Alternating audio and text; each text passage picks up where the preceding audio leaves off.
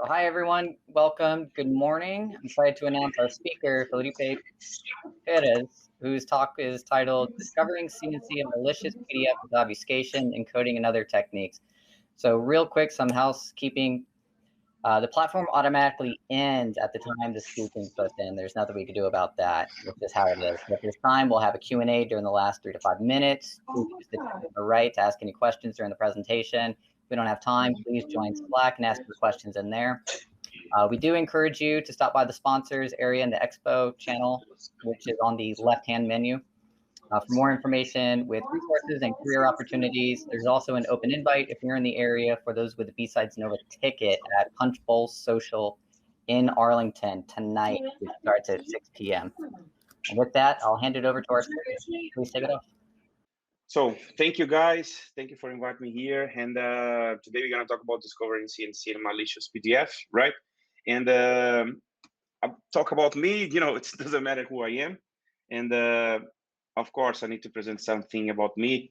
And here in my contacts on social medias, if you'd like to, this is my webpage with some information about me. And I have talks about some conference that I am talking. And I have there some articles that I've been published. And here my Twitter and my GitHub. And if you'd like to send my questions and to talk with me and share knowledge, I really appreciate, right? So let's introduce myself. I'm a security developer advocation and security research at SupInnovation. It's a Brazilian company responsible to provide some, different consulting services. Not a consulting service, but it's a developer consulting service, right? And I'm advocate for this awesome project, Hack is Not a Crime, responsible to, to bring to the community this kind of thinking, right? So because hacking is really not a crime, and it's a mindset, it's a creative mind, and I invite you to know this awesome project. I'm a part of the staff team of the DEFCON group here in São Paulo. I'm talking from Brazil now here from my office, in this case in my balcony, right? It's my small office here because it's a pandemic, you need to be creative, right? And I'm security instructor at Hacker Security. It's a Brazilian company. I have some courses in Portuguese there, and I'm instructor and writer and reviewer in these 3 magazines, right? So let me talk about our agenda, our summary during this conversation. First of all, I'd like to bring you some simple concept about the threat, because I would like to explain more about the malwares and something. So it's very important to understand this simple concept, and after that, I will explain more about the malware analysis and then some structure about the PDF, and I will do some demos during these conversations, right? And so first of all, what is threat? Of course, it's not my definition. It's this definition. It's based on this ISO, right? It's threat is defined as a potential cause, right? And an incident may cause harms to the system or in some organization. It means it's a software attack, not theft of the intellectual property, or identity theft, or maybe sabotage. So information distortion are example of the information security threat. It means all those things related to a software, right? Because the software can be just on a code, or maybe this code maybe can be compiled, for example, or changing to some apps or something like that. So all those things, at the end of the day, it's related to a software.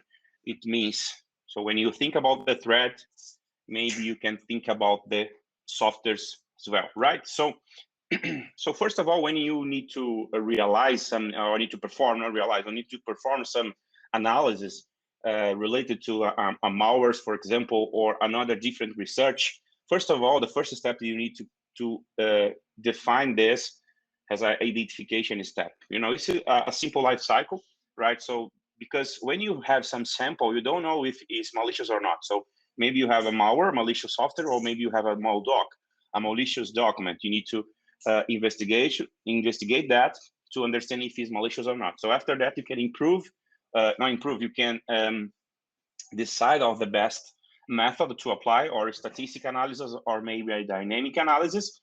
And after that, you can create some reports, because this is very interesting, because you can present that to a manager, a tech lead, or coordinator, or wherever. And in the end of the day, when you produce, when you generate something like a report, you can improve your defenses mechanism, because you can understand what is the really path that this kind of malware or this threat going through your network, for example. And if you generate a report, you can improve your defenses mechanism. You can see if there's some security sensor for example, has a good best practice applied in the settings or something like that.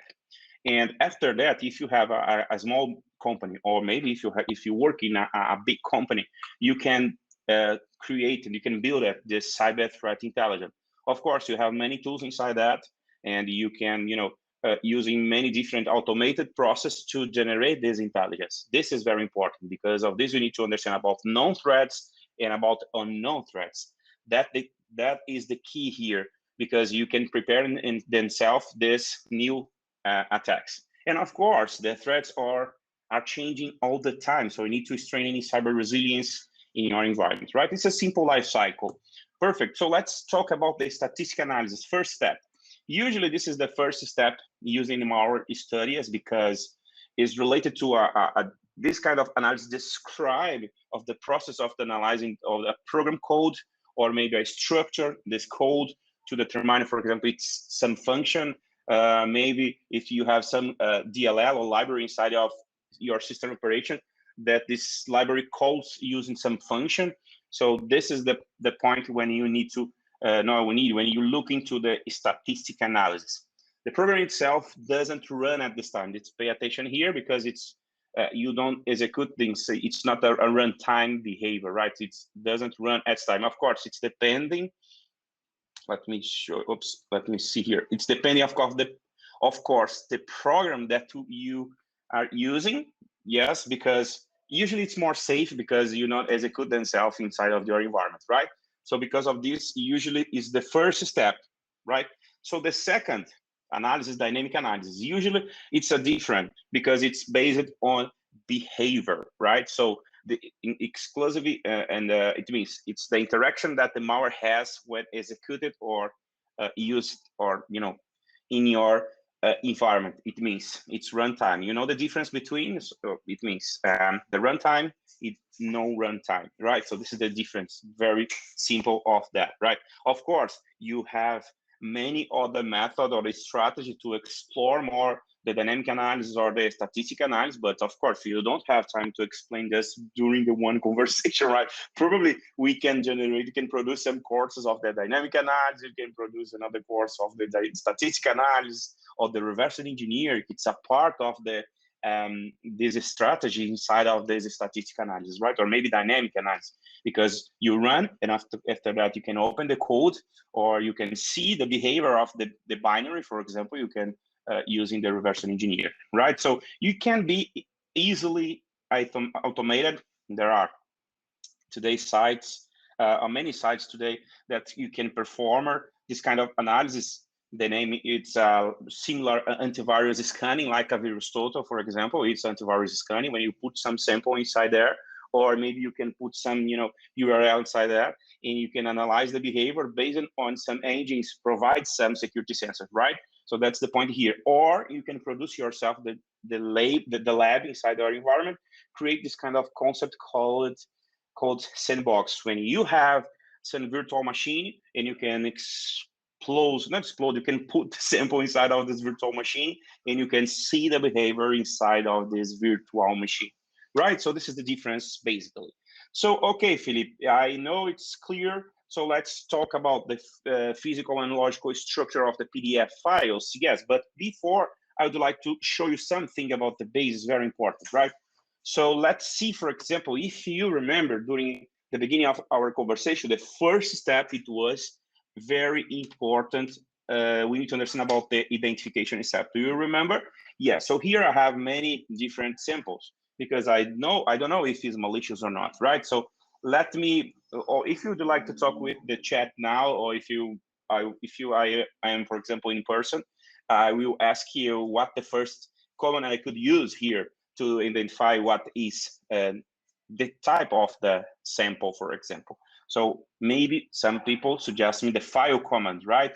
So I have file command to use to identify if it is what is kind of extension or module of this file, right? So here we have Microsoft Word file. Let me think another. I have here my friend Bill, not my friend, but you know, it's a PDF file here. It's a version 1.5. Let me think about another. Let me think. We have a Linux. Let me check here. The Linux, no doc32. Only that. In this case, it's ELF, right? So it's a binary, executable binary used in a Linux platform. Let me look in another file. It's Linux doc.text. Let me check here. Wow, it's not a text in this case. It's ELF, right? It's a binary, not a text. Here, it's a good key that I would like to explain you about the base, right? Because I execute this awesome command or tool, maybe file. It's a command actually, of course, compiled inside of the Unix platform. And but how this command works? Because you know, some people would like to understand more about the reverse engineer or research, but just like to use the same tools. But it's, of course, it's very important to use tools, guys. But my point here and my idea during sorry, my idea here during this conversation is to bring you about this, talk about the basis, right? Because I need really understand how this file works in the background. This is the key here. I will explain more details about that. For example, first of all, we need to understand how this file works, how this file identifies something inside of the binary, how this works when you execute something. That is the key here. So when you look in the map, maybe you are thinking, Filipi, I don't like to read the manual of the whatever, in the technology, or maybe in a constructor or whatever. I don't like to read a manual when you need to build something in my house. I don't like to read the manual. I don't know. I know it's very common for everyone. But when you talk about the security and research and offensive security or defensive security, it's very, very important, right? So take a look at this. Here we have many important things, like, for example, here. So take a look at that. So the magic tests, of course, here we have other explanation, but I just would like to show something here. The magic tests are used to check for files with the data in particular fixed format, right? So here we have some data in particular fixed format, right? Okay, the canonical example of this binary executable, in this case, it's compiled program, right? Because I have a code, but it's compiled inside of the Unix platform, whose format is defined in elf.h. So here, maybe if you have time, it's important to read this kind of information here. Maybe you can find here some structure of the elf, right? So let's continue to read. Okay, so okay, no, better here. Okay, this file have a what? A magic number. It means all those binary has a magic number. It's stored where? It's stored in a particular place near the beginning of the file that tells the Unix operation system, right, that the file is a binary executable. Take a look at that. So it means all those binary has a magic number. So when you execute some file command, this file command search for this magic number inside of the binary. Usually, not usually, but this informations are stored in particular place near the beginning of the file. It means all those informations, when you execute this file command, search for this information inside this binary. So, okay, I understand that. So how this work? Of course, when you have in your Unix platform, all those informations are in this directory here. Take a look at that. Here. The concept of this magic, okay, has been applied by extension to the data files. Any file with some invariant identifier at a small fixed offset, take a look at that, into the file can usually be described in this way, right? So this information identifying this file is ready from where? /etc magic, and the compiled magic file, take a look at that, it's here. Use usr/share misc and magic doc mgc. Okay, so, and by the way, here, if you see in additional, if home/doc/magic.mgc exists, you will be used in a preference to system magic file. It means you can create yourself binary. You imagine, for example, a malware doc Filipi. You know, I can create that, and of course you can compile it inside of your environment. But I would like to help you to understand more deeply this. So I download this file source code to understand more how this works. So I have here, let me check here, magic and Mac Jigger. Yes. So I downloaded all of this information off from the Debian, right? So to understand how this works, of course, I am using the Kali Linux here. It's based on Debian, right? So if you see here, we have what? Many different databases of the what? Of the magic numbers, not magic numbers, but in this case, it are rules, right? So let me read, for example, JavaScript here. Take a look at that. So here, some rules applied in the what? In the magic number information. Take a look at that. So here, if you have this information in the beginning, do you remember, is stored in particular place in the beginning of the file. So if you have here this information inside the file, you have this, you execute this tools file, and the tools will running in your environment. In this command will read this magic number, right? So let me show you some example. Besides, okay, very creative. Let me put here malware. Let me save here, and yes, save. So if you use file besides here, take a look at what I found. It's a ASCII, it's a text, right? So if I read here, it's the same case. It's only text, perfect. But we will see here about the JavaScript. If you have this information here in the beginning, let me copy this. Okay, let me change the besides file here. Besides file. Okay, I will put here. I will paste here, and take a look at what's happened here in this case. Let me save.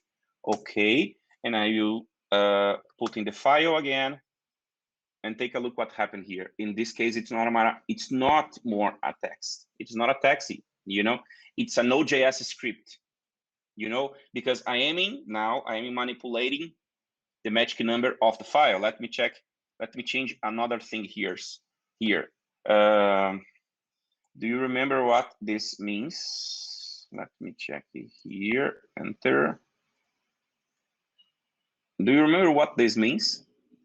If you are programming in Python, maybe you know what this means. But if you don't know, you can search. This is a mystery.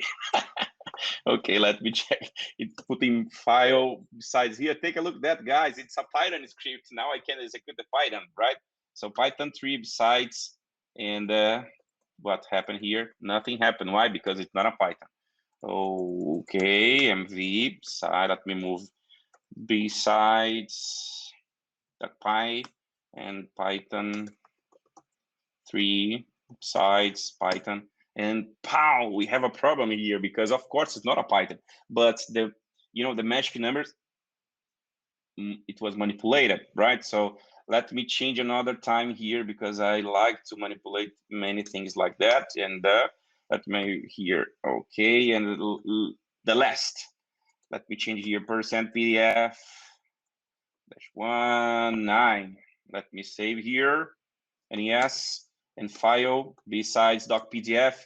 Take a look at that, guys. Awesome. It is a PDF document in this case. It's not a text. It's not a Python. It's not a JavaScript. It is a PDF. If you see here, take a look at the rules of the PDF. This string refers a what? A magic number of the PDF. In this case, it's a header of the PDF. You know how this is important to understand how this works? So that's my point here, because you need to understand those basics, right? So, okay, so maybe you don't have a time to talk more. I forgot completely if you have a 30 minutes or 45 minutes or 1 hour. So if you have time, I will explain more after this conversation. But you have my, social medias to talk with me. So let me explain more about the physical and logical structure of the PDF, right? So in general, we have a header in a PDF, you have a body, and you have a cross-reference table in the trailer, 4 parts, right? And take a look at that. So in the beginning, we have a version, and of course, of the header. As you see, when I wrote the in this file in the BSidesNoVA, do you remember? This is the version 1.4, 1.9, you know. And inside of the board, we have many informations about the image, is font, book merges, something like that, right? And here, it's very important key that you have.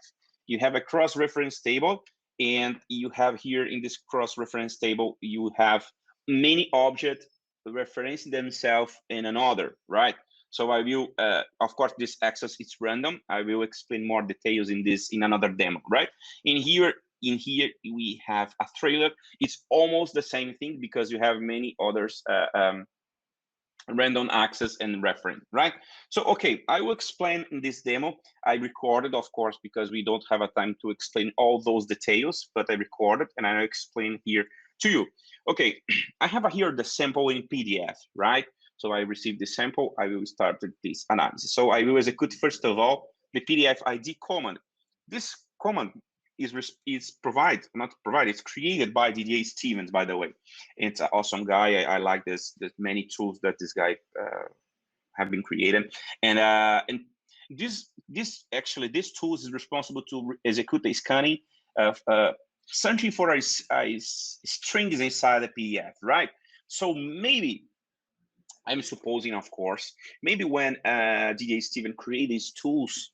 By the way, I need to talk with him about that, but I am supposing, right? And maybe when he created this tools, maybe he understands how this structure of the PDF works, and probably he saw in many analysis that they can find these encrypt informations and the JavaScript and open actions and other things like that, right?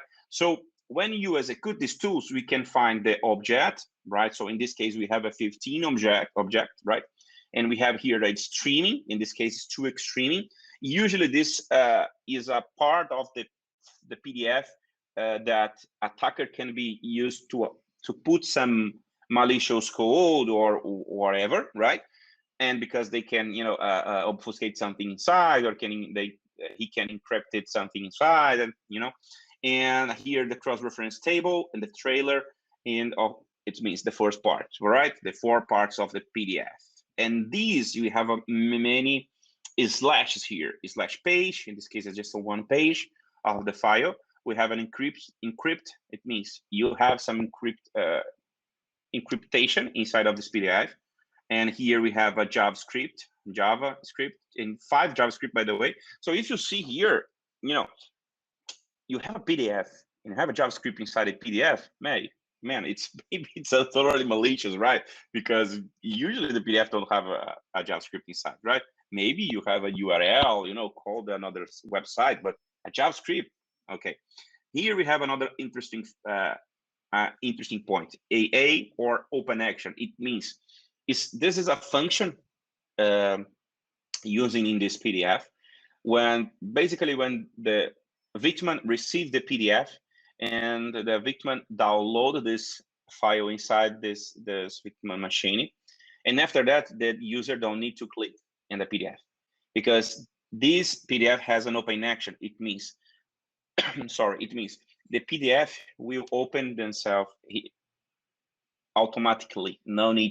The user don't need to click to execute themselves, right? So that's the point here of the open actions, right? So here we have something interesting. We have a JavaScript inside the PDF, and you have a streaming. It means something happening inside this string, and you have an open action. It means the virtual machines download the file inside your environment, and after that something happened, but I didn't know yet. Okay, let's continue to look in this analysis, right, guys? So I am explaining this for you. Let me check here. I don't know if you have some questions. Okay, if you have some question, I am open here. But let's continue to explain and the demo. Okay. So after that, I use another platform, PDF-parser. It's another tool provided from DDA Steven. I execute running the run, right? Because I would like to see all those informations run inside of the PDF. So take a look at what I found here. The header, take a look this, %PDF-1. We have here object 1. But you remember we have 15 object, right? Okay. Inside this